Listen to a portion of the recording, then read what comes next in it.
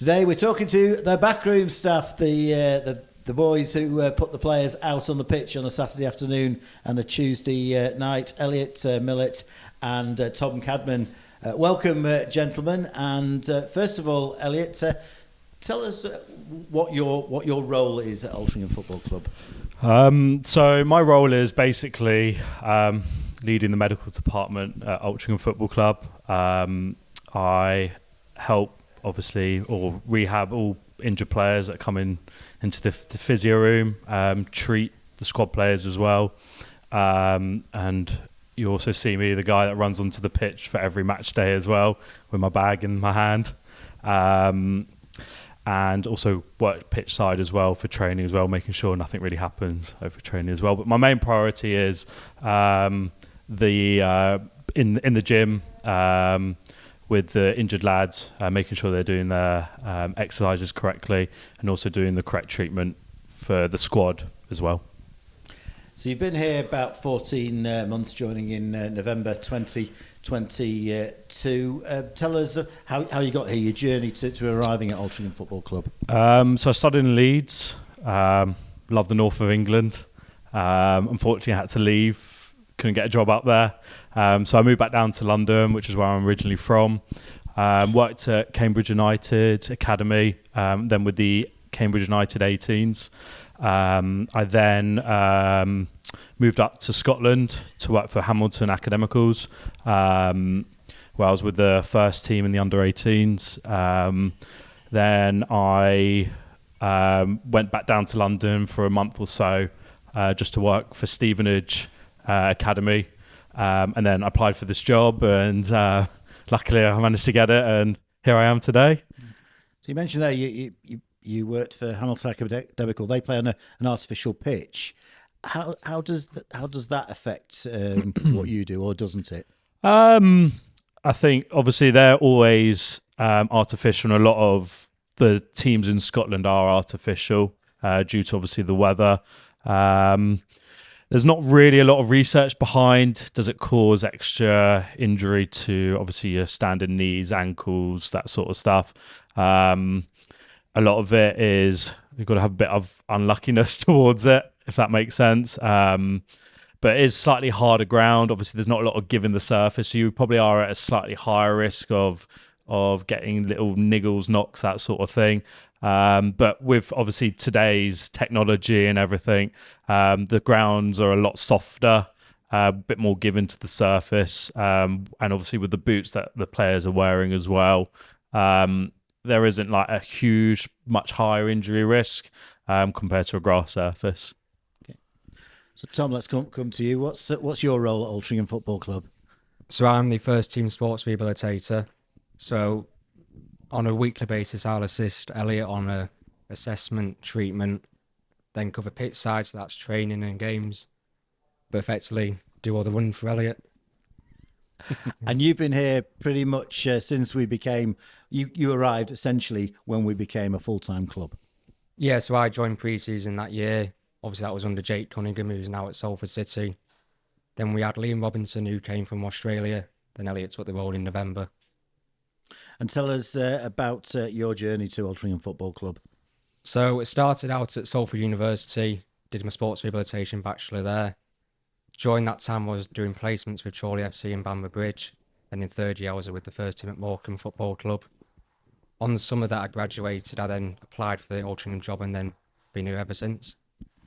And there's a bit of a family connection because your mum Sarah helps out on a match day, and your girlfriend Alex helps out with Alty TV. Yeah, sums up a family club. certainly does. So Elliot, back to you. Tell us what happens. What's a typical week look like for you and Tom? It's a busy week. We don't really have a quiet week. So myself, Thomas, will probably get in for around 8:15 on a daily basis.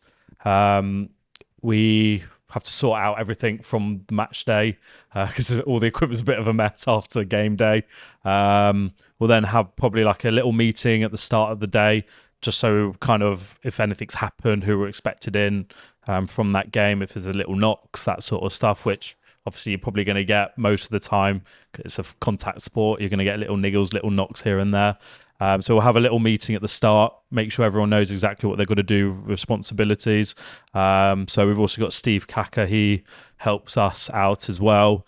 So has his little responsibilities that he does. We've also got students from local universities that come and help out as well. So they'll join in and get that experience working in a MDT. So a little team that we've got going. We'll then obviously have our little meeting, and then after that, we'll bring in the injured players in at the start from around 8:30 to about 9:30, where we'll assess them, treat them, make sure they're all right from the weekend, any issues or anything like that. If I feel like a player from the game needs to be seen, they'll come in that same period of time to be assessed and treated before I have a meeting with the manager, with the gaffer, and the rest of the backroom staff about any updates that need to be raised, any concerns that need to be raised as well. Once we've kind of done that, we then will treat the squad. So squad will need their treatment. Again, depending on the day, depends on kind of how busy we are. But overall, a lot of the players do need their TLCs, they need their rubs, they need their treatment, whatever they need to be done. Once that kind of commences or finishes, we will then go to our specific roles. So we'll have a couple of physios on the pitch, watching pitch to make sure nothing happens with training. And then a lot of us, or the rest of us, will be in the gym making sure that the injured lads are doing their rehab programs correctly and efficiently to our likings. Depending on where they're at on their rehab schedule, they'll be on the pitch. So hopefully returning back to training, that's obviously their end goal, and ending goal back to playing. So some of us might be on the pitch doing pitch side stuff, pitch rehabilitation as well. We'll then, once that normally takes around an hour and a half, 2 hours. So that's going on while they're training at the same time, or the squad are training at the same time. And then we will then come back in to the physio room. Again, if any lads need treatment at the end of this training session, or any of the injured lads need their extra treatment that they require, we'll give that accordingly. So that's kind of how it rolls. Some days are a bit quieter than other days. Normally, the day after the game is probably our busiest, just because all the adrenaline's kind of settled down, etc., which is kind of the main thing, and that's where we might pick up a little niggle knocks that's here and there. So we'll just have to we'll manage quietly whatever the injury is. Players have got an important responsibility in terms of coming to you, booking appointments with you, haven't they? Yeah, no, definitely. As I say, like I always put a message out in the group. If anyone needs treatment, let me know. I always go at the end of the game and ask them any issues. Obviously, if a player raises a concern, obviously they will come in and get treated and seen to as soon, obviously the next day. With a lot of injuries, you kind of want everything to kind of settle down with the adrenaline, and obviously being in a game day environment. Once everything kind of has settled down, they've had their recovery, they've had their rest from the game, that's where I'll probably get a few more messages and go, oh, this is a bit sore, this is a bit tired, that sort of stuff. So it's just something that I need to be aware of, and that's when I obviously speak to Matthew Fox as well, just so everyone's in the loop and knows exactly what's happening, who needs to be assessed, who doesn't need to be assessed, who's fine, and who needs just a little bit more monitoring. And Tom, just like with Phil Parkinson and Neil Sorville in the Cheshire Senior Cup, I think you've taken Elliot's role, haven't you, in the games against 1874 and Stalybridge Celtic? Yeah, so for any Cheshire Cup games that I'll take Elliot's role, again, it's a great opportunity for me and Steve to take up that leadership and responsibilities that we don't usually have. And have you enjoyed that? Yeah, it's been really good. Again, it's the first time that we've had the opportunity, so benefits everyone. And what would you say is the most challenging situation that you've had to deal with since you came to the football club? I'd say I'd have to go back to Goldie's injury at Bromley last year. Again, he got knocked unconscious when it was me and Jake Cunningham. Quite difficult to manage because obviously Goldie didn't know where he was, but I think we dealt with it well and he's now training, playing games. Yeah, it was a very difficult situation. 38 degrees centigrade, plastic, artificial pitch, and I think Matt thought he was okay for a few minutes, but then he completely lost him. Wasn't he wandering around the dressing room not knowing who he was or whatever? Yeah, so on the pitch, he just got straight back up, wanting to play, but then kept asking every 10 seconds, or where am I? Or what's the score? So by then we knew that he's going to come off. In the changing rooms, we were just wandering around, not really knowing where he was or why he was here. So that's a big red sign, and that's why I went to hospital. And it, all joking apart, it was a serious injury, and unfortunately he's come through it. Yeah, so that kept him out for a few months. Obviously, we got the concussion protocols, but now he's playing, training, no issues. So let's look at what you're up to at the moment. There'll always be players on the treatment table. Starting with the long-term casualty, Ollie Crankshaw joined us, made his debut against Bromley at the start of September, and very, very unfortunately, in his second game at Barnet, sustained an anterior cruciate ligament injury that's highly likely to keep him out for the whole of the season. So, where are we with Ollie? So he's doing really, really, really well at the moment. He's progressing accordance to the guidelines that we follow with all long-term injuries, even short ones, but long-term ones. There are protocols that we must follow because we don't want to lapse in injury or picking up any other injuries on top of what he's got as well. So it's really important that we follow the protocol that's required from what we call the Melbourne guidelines, and also from the surgeon that we use as well, who's very, very good. So we follow both of those protocols according to where Ollie is at week by week. So at the moment, he's functionally really, really good. He's squatting really nicely in the gym, good form, good technique as well. We've started today doing what we call plyometrics, so what we call jumps, and that will be done for a couple of weeks. So hopefully we can start running and getting him back onto the pitch. And with such a long-term injury, you've got to manage the physical side of the injury, but you've got to manage the individual as well, I would imagine. No, definitely. Obviously, as you said, with a long-term injury, you're out for a while. It's about the balance of obviously pushing him according to the guidelines, but also mentally that he's in a good headspace, making sure he's around the lads, around his family as well. Having a bit of banter in the physio room helps him as well. But also at the end of the day, he's here to work and get back as quickly and safely as possible. And Tom, Joey Jones sustained a broken ankle in the 1-0 win at Maidenhead back in September. So again, he's been out quite some time. It's proved a frustrating injury. Yeah, so it's been quite a weird injury for Joey. He's gone up for a header in the second half. He's then landed and then he's felt a crack within his ankle. We braced him straight away, sent him for a scan, and then it's come back as a fracture. He is making progress week by week. He's got to see the consultant again in the next 3 to 4 weeks. And then hopefully it's crack on from that, and then looking to get back into training and then playing games. So a bit of a delay for Joey Jones, but hopefully it won't be too long before we see him in an Altrincham shirt again. Yeah, so he's improving every day. His mindset is that he wants to train fairly soon. So hopefully it's just a case of ticking boxes off and then back into training. So let's move on to one of our academy graduates from last season, Ewan McGeady, and he's had a really unfortunate run this season. Yeah, so it's an unfortunate injury for Ewan. It was a high ankle sprain that's become acute on chronic, so it is quite difficult to manage, but hopefully even when you see him day by day he's getting better and better, so hopefully he's not too far off either. It must be really frustrating for a young player.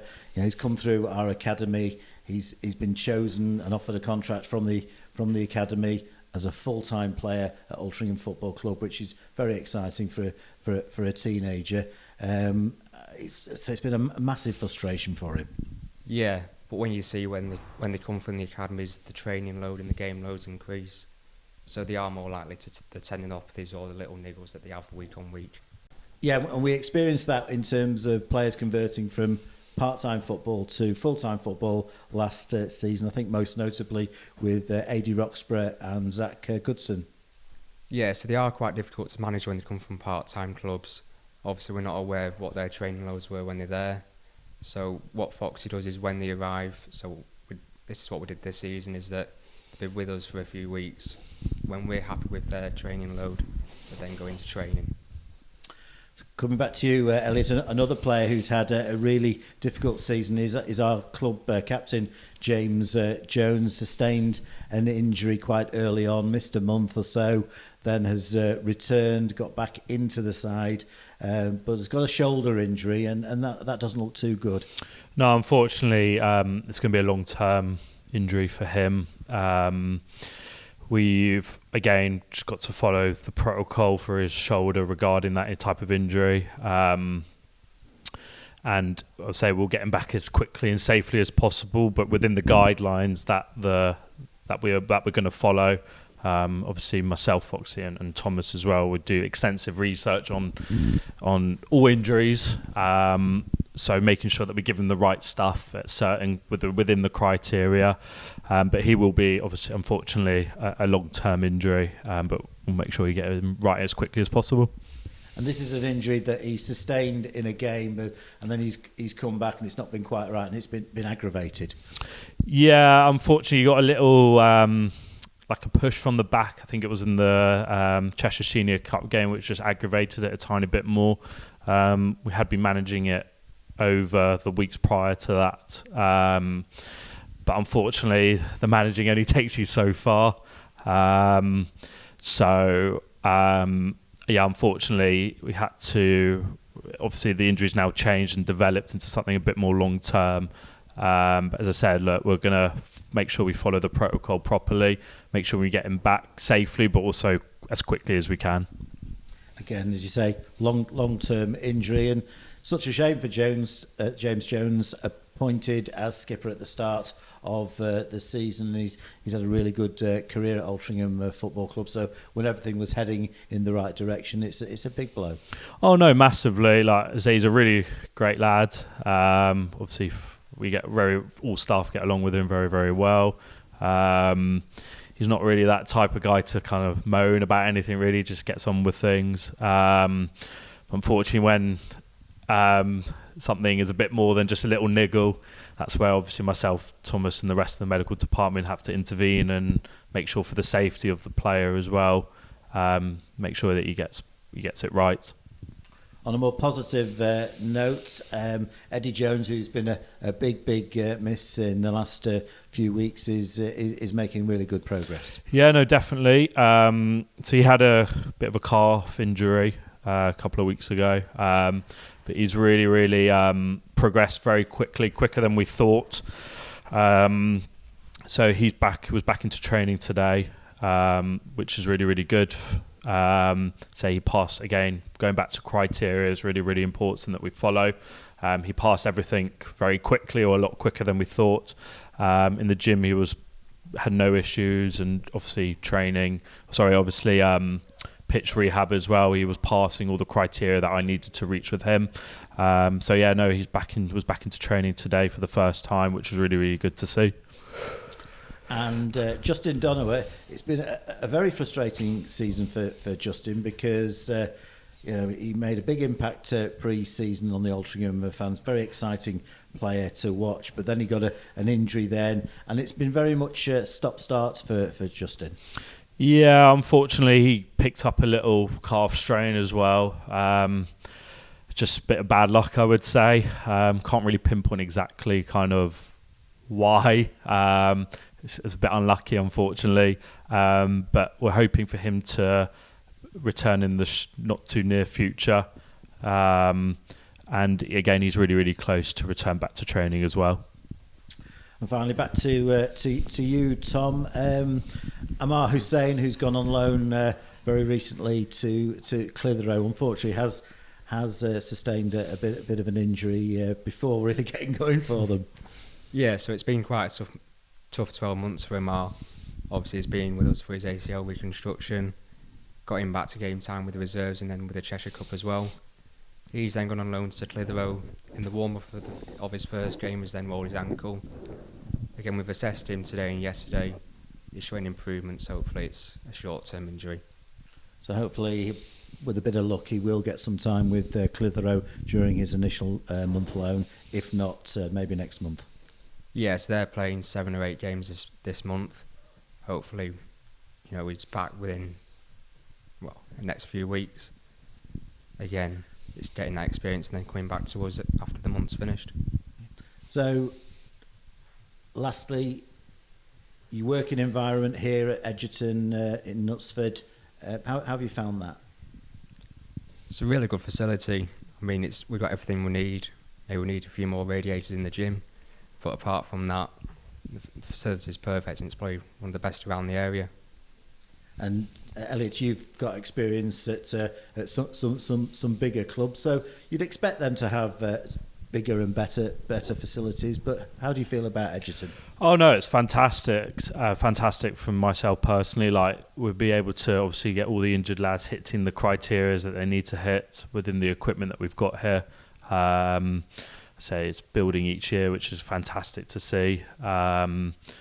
Obviously, it's perfect from my perspective. It means we can get all the injured lads done within the grounds of Egerton. I say we've got really good equipment in Egerton, in the gym itself, and obviously pitch as well, which is really good to see.